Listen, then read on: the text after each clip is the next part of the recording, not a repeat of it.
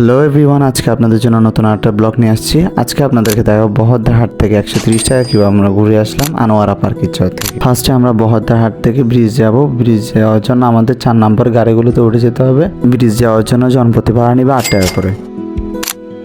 Bridge এসে আমরা রাস্তা পার হয়ে যাব। রাস্তা পার হয়ে একটু সামনে গেলে দেখবো বড় বড় কিছু গাড়ি রয়েছে, এগুলো বাঁশখালের উদ্দেশ্যে রওনা হয়। এগুলোতে উঠে যাব, সমনি নামবো, ভাড়া নিবে 25 টাকা করে। সো দেখতে দেখতে আমরা ব্রিজটা পার হচ্ছি। আরেকটা কথা আপনাদেরকে বলে রাখি, যেটা হচ্ছে এটা যেহেতু বাজেট ট্রিপ, ওই জন্য আপনারা সর্বোচ্চ চেষ্টা করবেন 4 জনের উপর আসতে। আমি 4 জনের হিসাব দিছি, আপনারা যদি 4 জন আসেন তাহলে এটা আপনাদের জন্য পারফেক্ট একটা বাজেট ট্রিপ। সমনি আসার পরে আমরা আগে রাস্তা পার হয়ে যাব। রাস্তা পার হয়ে যে সিএনজিগুলো দেখা যাচ্ছে সিরিয়ালভাবে দাঁড়িয়ে রয়েছে, রুটটা ধরে সামনে 2 মিনিট হাঁটলে আমাদের পার্কি বিচের গাড়িগুলো আমরা এখানে পেয়ে যাব।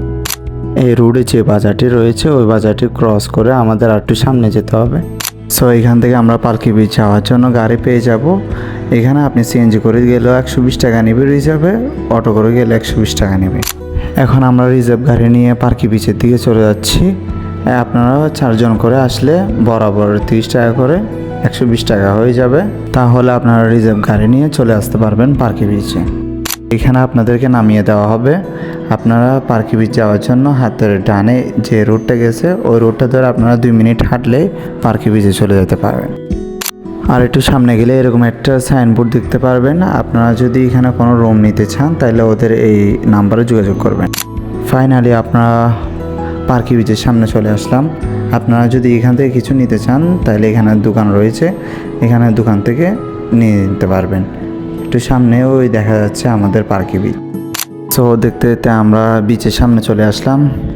আমি যেহেতু সকাল সকাল এই ট্রিপের জন্য বের হয়েছি, তাই ওয়েদারটাও তেমনভাবে দেখা যাচ্ছে না, তবে মানুষ আছে। ওকে, আজকের ব্লগ এখানে শেষ। পরবর্তী আর কোনো ব্লগে দেখা হবে। ওকে, আল্লাহ হাফেজ।